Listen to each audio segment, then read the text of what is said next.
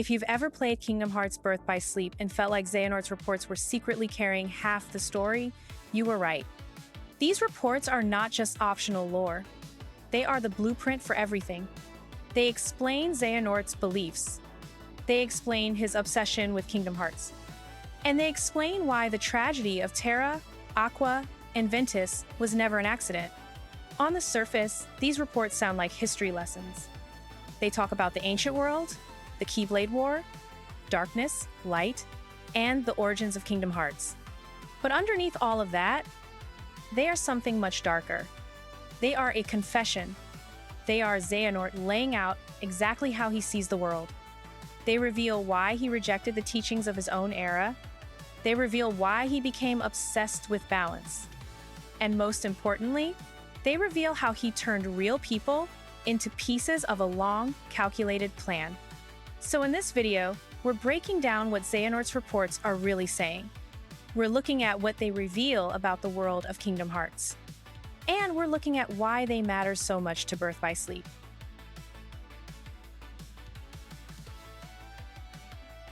Please accept my deepest gratitude for the invitation to witness your pupil's accession to the office of true Keyblade Master. It was a heavy mantle our master placed upon your shoulders, naming you successor, but you have nonetheless persevered and raised two masters yourself. I know it cannot be easy. I did you terrible harm in the past over a petty difference in opinion, and just a few years ago selfishly thrust my own burdens upon you. I think of you like a younger brother. And yet, fool that I am, I have never availed myself of countless opportunities to apologize or thank you for opening your home to the boy. Yet not once have you blamed me. On the contrary, here you are inviting me to such an important ceremony. I intend to be there to offer you all my blessings. Our master chose his heir wisely. Ours is a bizarrely ironic task, to watch over the light from the shadows. But in the face of that, the warmth in your heart and unfailing dedication to the light impress me to no end. I have taken to wandering the world and seen much darkness hiding in the light. Lately, I fear it has taken a turn for the worse. Perhaps Yen Sid has already told you about the unversed? These fledgling emotions derive from negativity, and I can now sense their presence in nearly every world. And on the topic of darkness, we must speak of another matter that concerns me, one related to the upcoming ceremony. When I visited several years ago, your pupil Terra drew my attention. His power is immense, to be sure, but within his heart I could see darkness just waiting to be awakened. I know this is none of my business, but I have reservations about welcoming Terra as a true Keyblade Master without taking certain precautions. The traditional examination, perhaps? To see if he has the mark of mastery? The choice is yours, and I will humbly respect your decision. Take care. I eagerly await our long overdue reunion.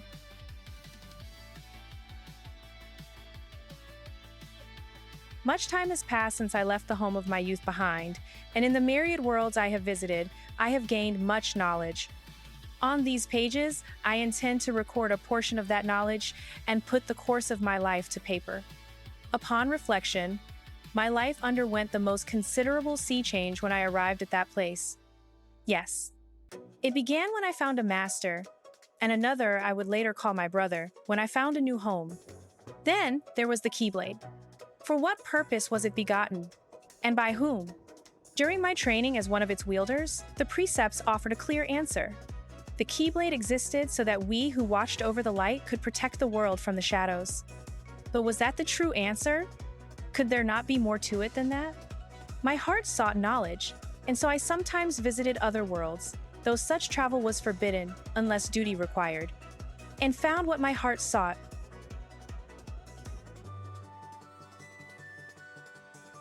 Our master instructed us to don armor while traveling between worlds, so that we might shield ourselves from the darkness. But there, in the lanes between, I could feel the force of it, the power, and from then on, I forewent my armor's protection. I had been told that darkness would devour me, but what terrors could it possibly hold, so long as I found the strength to control it? The world is vast, and the worlds within, the greater world, uncountable. Like little islands, they dot a great ocean between, which keeps them ignorant of each other, uncorrupted. Each world had its own order. Unlike us, they could not know of the world in its entirety, and we were never to enlighten them.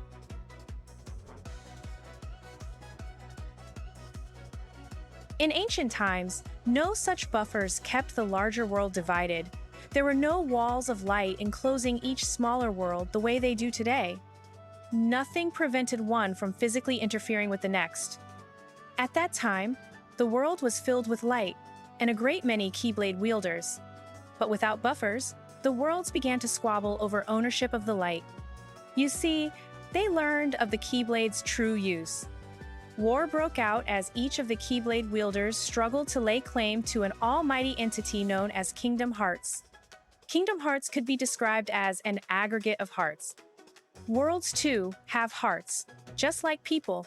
Each world's heart is concealed from sight beyond a hidden door. By gathering all the hearts of all the worlds in a single place, one may complete Kingdom Hearts.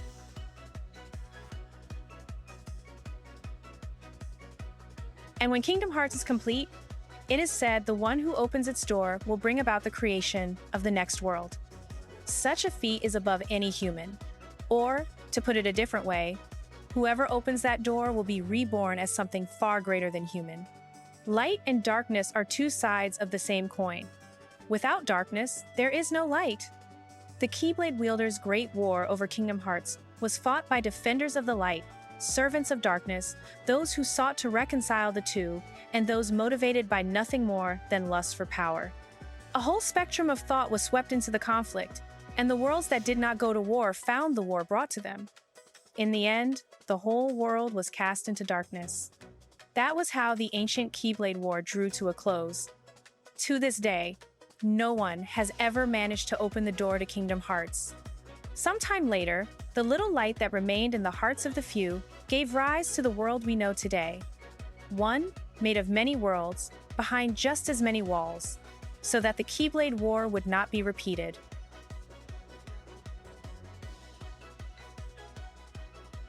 At present, the lanes and corridors that run between the worlds may only be traversed by us, Keyblade wielders, and those who have given themselves over to darkness. As the former, our duty is to cross the chasms between the worlds and guard against the latter, whose darkness corrupts and contaminates, so that no world need ever be lost again. Few Keyblade wielders remain now. I have heard of but a handful of others outside my circle. But the world is vast, and more of our kind may be out there. Now, in addition to the realm of light in which we reside, there is also a realm of darkness, and the realm between which connects the two. The realm of darkness is most forbidden. I am told none who set foot there have ever returned.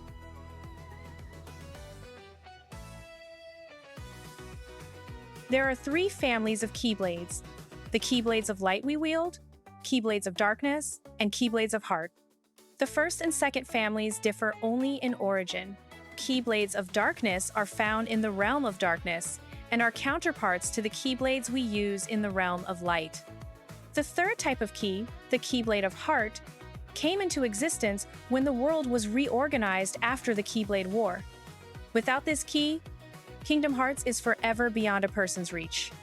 Only by gathering 7 hearts of pure light, hearts completely devoid of darkness, may one forge a Keyblade of Heart and open the door to Kingdom Hearts. And, as stated before, opening this door arguably gives that person control over all worlds and all people.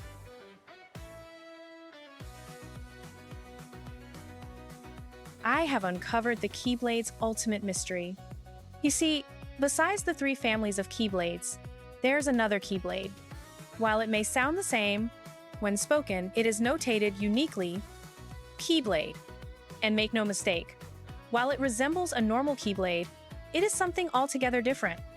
Keyblades are said to be man-made counterparts to Kingdom Hearts. The Keyblade, however, coexists with Kingdom Hearts. It is only forged when 2 hearts of equal power intersect, 1 heart of pure darkness, 1 heart of pure light. At the time of its forging, Kingdom Hearts appears. It must be noted, though, that this Kingdom Hearts is special. Unlike the kingdoms brought about forcibly and artificially through the collection of hearts, this Kingdom Hearts is a perfect and complete union of all the world's hearts. Surely it was over this that the ancient Keyblade War was fought. If so, the walls that divide the worlds today are of little consequence. With the Keyblade, all their hearts could be instantly reunited, and the Keyblade War refought.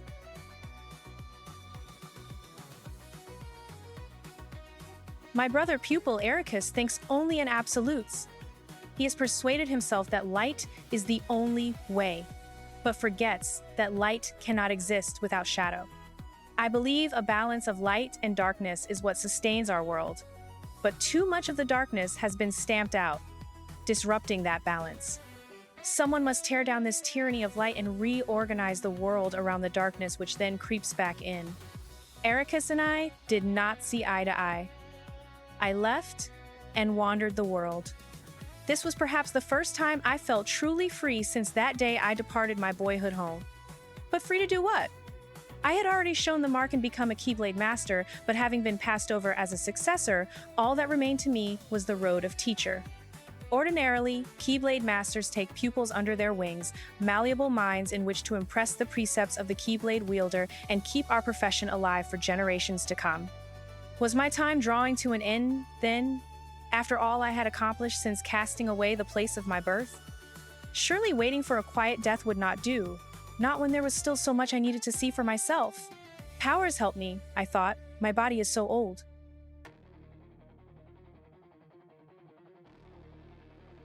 We Keyblade Masters have a special gift. We can extract a heart, be it our own or that of another. By continuing this cycle, it is possible to remain in the world of the living forever.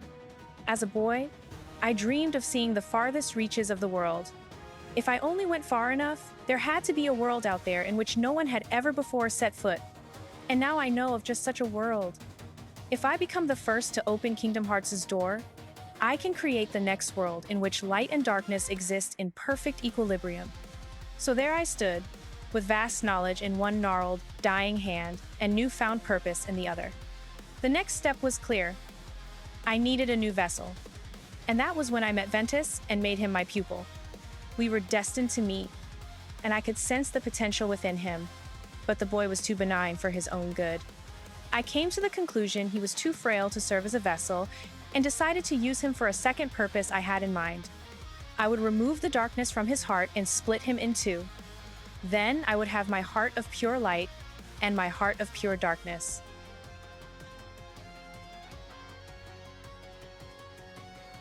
As was to be expected, Ventus lacked the constitution for such an ordeal. I was able to remove the darkness inside him and create Ventus, a heart of pure darkness, but Ventus drifted into the clutches of sleep. Ventus's heart of pure light and Ventus's heart of pure darkness. If both could be made strong enough to one day clash, I know the Keyblade would be forged. But Ventus took too much of Ventus's heart, and from that fracture, I could see the last of Ventus's light was slipping away. The boy deserved a place to spend his final moments peacefully. And what should come to mind but my own boyhood home? My legs took me there unbidden. And as I stood there on the same beach where I had made my choice so many years ago, I thought, not a single thing has changed. Here, in this quiet world, time marches in place. Content that Ventus would find peace here, I started to walk away, but just then, the boy held up his Keyblade. The light within him had not died.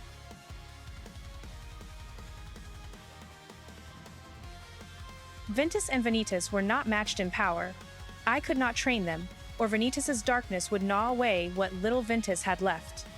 Of course, since I needed a place where the boy's light might flourish, the answer was obvious: Eraqus and his absolutes.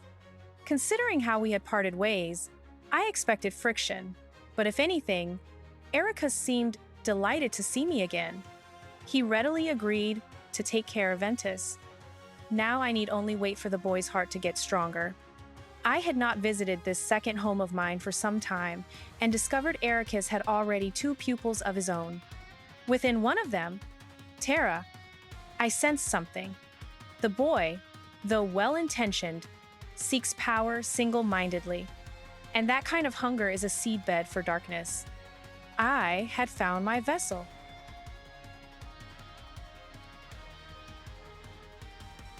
The time has come. I have received word from Eraqus that his pupils are to become true keyblade masters. Terra and Aqua. They will be easy now to lure into the outside world. But Ventus!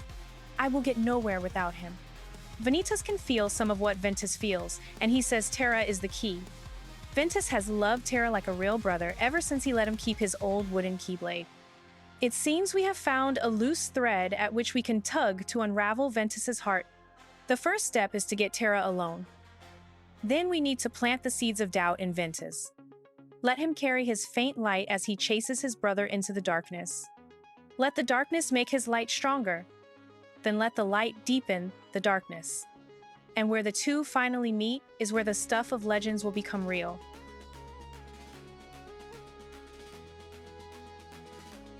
Before getting into the details, it helps to understand what these reports are actually doing in the game. They are scattered across the 3 story routes, like fragments of a hidden truth.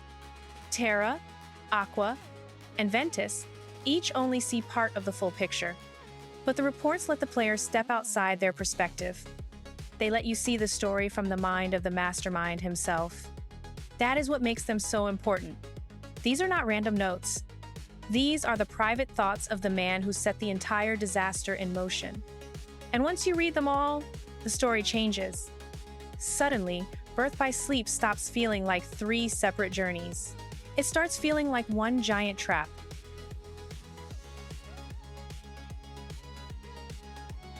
The first report already tells you everything you need to know about who Xehanort is. He reflects on his training and on the teachings he was given as a keyblade wielder. The official answer was simple. The keyblade exists so its wielders can protect the light from the shadows. But that answer was never enough for him. Even then, he was already questioning it. He wanted to know whether the keyblade had a greater purpose. That curiosity became the beginning of his downfall. Because Xehanort does not just want knowledge. He wants forbidden knowledge. He wants the truth behind the truth. And once he starts searching for that, there is no turning back.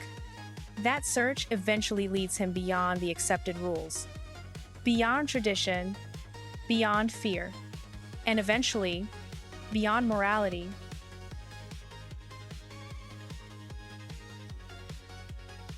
In the next reports, Xehanort talks about traveling between worlds. He describes the lanes between. He describes the darkness surrounding them. And instead of fearing that darkness, he becomes fascinated by it. That is one of the biggest turning points in his life.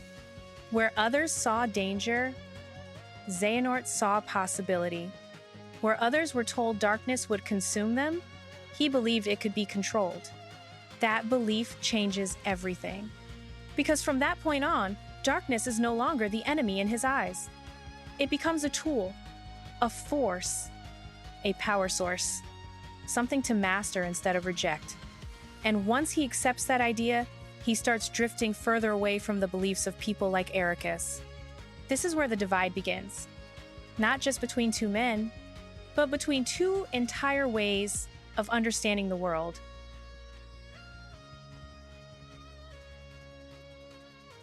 Then, the reports take a much bigger turn. Xehanort starts explaining the ancient world. According to him, the worlds were not always divided the way they are now. There were no protective walls keeping them apart. There were no buffers. The world was more connected, and that connection led to conflict. He says the ancient world was filled with light and filled with keyblade wielders, but eventually, those wielders began fighting over ownership of the light. That conflict became the Keyblade War, and at the center of that war was Kingdom Hearts.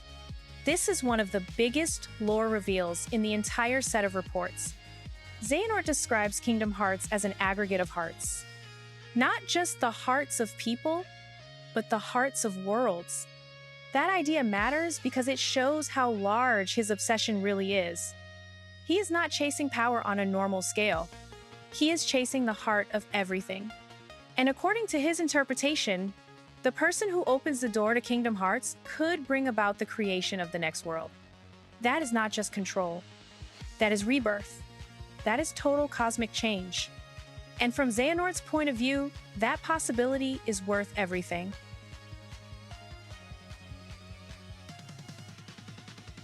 This is where Xehanort becomes especially dangerous, because he does not think of himself as evil. He thinks of himself as necessary. In one of the most revealing reports, he says Eraqus sees only absolutes. Eraqus believes light is the only path. But Xehanort argues that light cannot exist without shadow. He believes the world is meant to be sustained by a balance of light and darkness. And in his mind, that balance has been broken. He thinks darkness has been suppressed too much. He thinks the world has become distorted because of the so-called tyranny of light.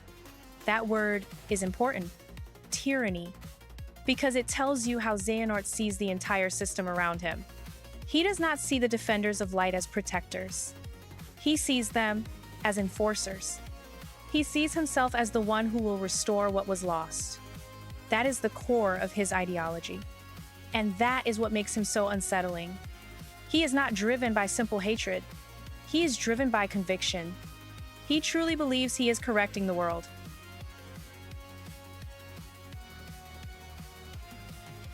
The reports also dive deep into the structure of Kingdom Hearts lore. Xehanort explains that there are 3 families of keyblades. The first are the keyblades of light, the second are the keyblades of darkness, and the third are the keyblades of heart. That distinction is crucial because it shows just how deeply he has studied every possible path to Kingdom Hearts. He is not just obsessed with one legend, he is cataloging all of them. He wants to understand every route, every method, every possibility.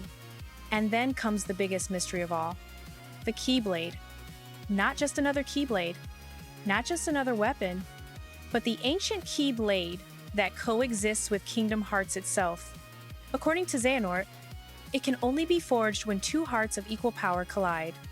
1 heart of pure light, and 1 heart of pure darkness. That is the moment when the true shape of his plan begins to emerge. Because once you know that, you start realizing he is not just studying myth, he is trying to recreate it.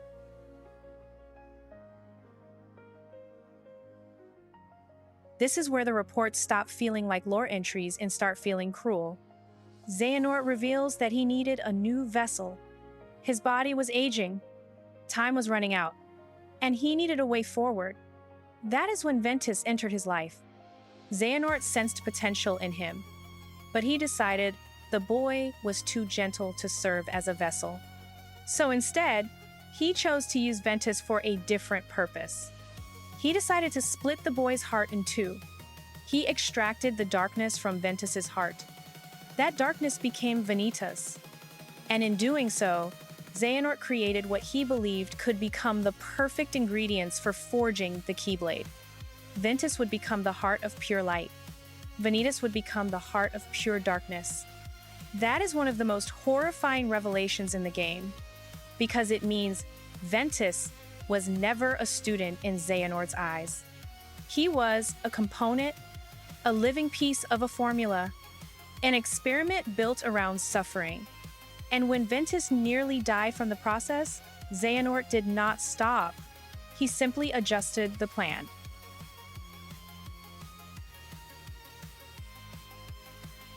After Ventus was damaged, Xehanort needed a place where the boy's light could recover. And who better than Eraqus? That is what makes the reports so sinister. Xehanort does not just oppose Eraqus philosophically. He uses him.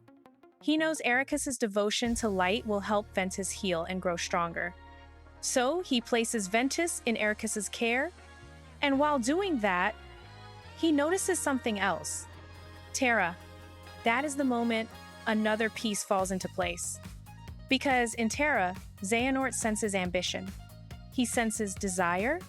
He senses the hunger for power, not evil, not malice, but vulnerability, a heart with the potential to be manipulated.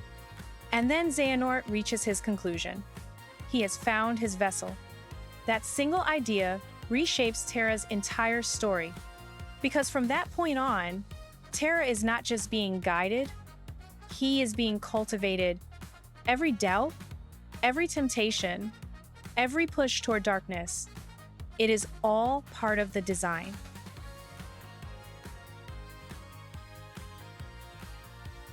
The final reports make the plan completely clear. Xehanort knows Terra and Aqua are about to take the Mark of Mastery. That means they are ready to be sent out into the worlds. But Ventus still needs to be drawn into the conflict. So Xehanort looks for the emotional weak point, and he finds it in Terra. Ventus loves Terra like a brother, so Terra becomes the thread Xehanort can pull to unravel Ventus's heart. That is such an important detail, because it proves the tragedy of birth by sleep is not just about power. It is about relationships. It is about trust being weaponized. It is about friendship being manipulated. It is about a villain who understands that hearts can be broken more easily through love than through fear. Xehanort wants Ventus to chase Terra. He wants doubt to grow. He wants darkness to make Ventus's light stronger. And he wants that stronger light to deepen the darkness in return. Everything is being pushed toward one moment. One collision, one legendary clash. Because where pure light and pure darkness meet, Xehanort believes the impossible can be made real.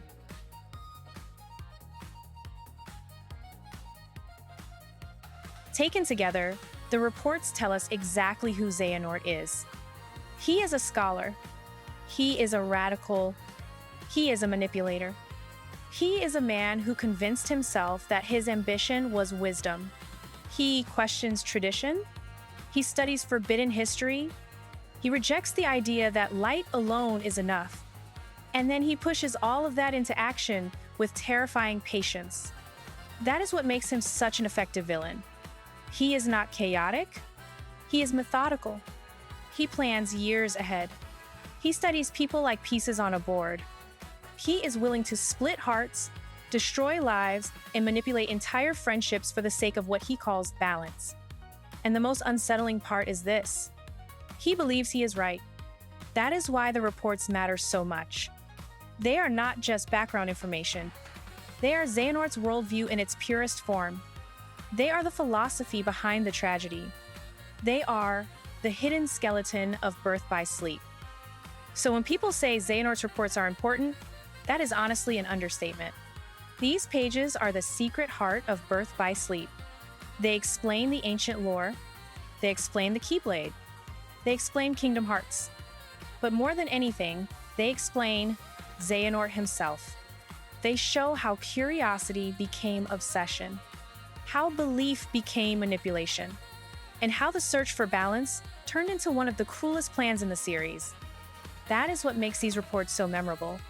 They do not just give you information, they change the way you see the entire story. Once you understand what Xehanort was really thinking, every scene in Birth by Sleep becomes darker. Every moment of trust feels more fragile, and every tragedy feels more inevitable. If you enjoyed this breakdown, make sure to like, subscribe, and turn on notifications for more Kingdom Hearts lore, character deep dives, and story analysis. And let me know in the comments which Xehanort report you think reveals the most about him. Thanks for watching, and I'll see you in the next one.